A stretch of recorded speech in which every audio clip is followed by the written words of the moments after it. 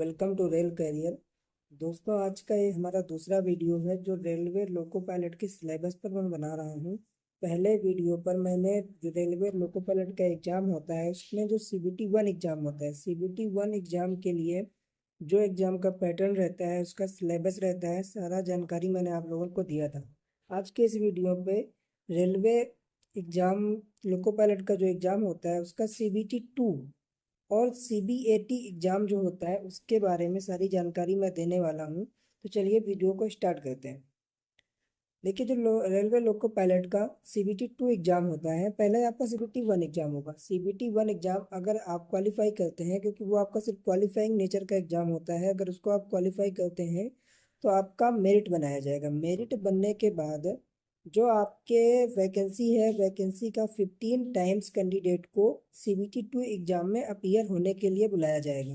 Vacancy का 15 times. तो जो CBT 2 एग्ज़ाम होता है वो आपका उस एग्ज़ाम के अंदर पार्ट ए और पार्ट बी दो कैटेगरी में डिवाइड होता है। पार्ट ए जो एग्ज़ाम होता है वो आपका नॉर्मल एक कम्पिटेटिव एग्ज़ाम के तरीके से होता है, और जो पार्ट बी एग्ज़ाम होता है वो आपका ट्रेड बेसिस एग्ज़ाम होता है। जिस ट्रेड में आपने डिग्री कर रखी है, ITI कर रखा है, जो भी कर रखा है, उसका एग्ज़ाम होता है। तो जो CBT 2 का पार्ट ए है और पार्ट बी है, दोनों को मिलाकर टोटल यहाँ पर 175 क्वेश्चंस होते हैं, जिसमें से पार्ट ए में 90 मिनट का टाइम दिया जाता है और 100 क्वेश्चंस होते हैं। जो पार्ट बी होता है 60 मिनट का टाइम और 75 क्वेश्चंस होते हैं। इसी तरीके से इसमें भी 1/3 माइनस मार्किंग होती है। Normalization of marks will be done for CBT। जो आपका मल्टीपल शिफ्ट में एग्जाम होता है उसके बेसिस पे आपका नॉर्मलाइजेशन किया जाएगा। ये आपका only the marks scored in part A shall be counted for short listing of the candidates for further stage. जो आपका पार्ट ए का जो मार्क्स आता है उस मार्क्स के आधार पर ही आपको आगे के फर्दर स्टेप के लिए शॉर्ट लिस्ट किया जाएगा। इसमें पार्ट बी के मार्क्स सिर्फ आपका क्वालिफाइंग मार्क्स होता है, उसके आधार पर कोई मेरिट नहीं बननी है, वो सिर्फ आपको क्वालिफाई करना है जो आपका ट्रेड का एग्जाम होता है, और पार्ट ए के आधार पर ही आपका मेरिट बनाया जाता है। लेकिन जो पार्ट ए होता है उसका सिलेबस सेम पार्ट CBT 1 की तरह मैथ का सिलेबस रहता है, ये आप पढ़ लीजिएगा।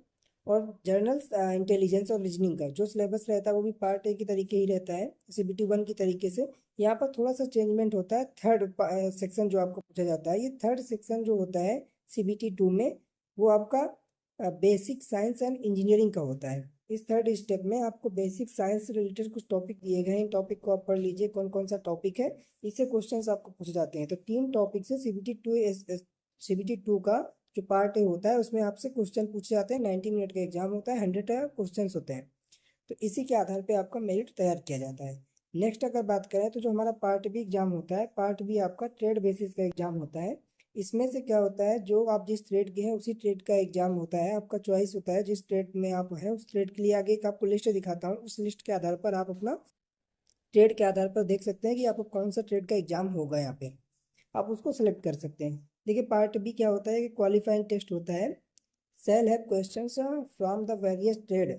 इनमें कई सारी ट्रेड के जो क्वेश्चंस होते हैं उनको आप चेक करने के लिए एक साइट दिया गया है। इस साइट पे जाकर आप चेक कर सकते हैं कि आपके ट्रेड के आधार पर आपको किस चीज़ का एग्जाम पूछा जाएगा, लिया जाएगा आपसे। तो आप इसमें देख सकते हैं आपकी डिग्री डिप्लोमा के आधार पर ये पार्ट बी का एग्जाम लिया जाता है। नेक्स्ट अगर हम बात करें तो नेक्स्ट आपको यहाँ पर मैंने एक टेबल दे रखा है। इस टेबल में क्वालिफिकेशन ऑफ कैंडिडेट, जो आपका क्वालिफिकेशन है उस क्वालिफिकेशन के आधार पर यहाँ पर आपका सिलेबस जो आपको चॉइस करना है, जो आपका एग्जाम होना है, किस टॉपिक का किस पेपर का एग्जाम होना है, वो सारे यहाँ पे कैटेगरी दी गई हैं। आप अपने ट्रेड के आधार पर यहाँ पर जिस चीज़ की जिस कैटेगरी में आते हैं आप उसके लिए प्रिपरेशन कर सकते हैं।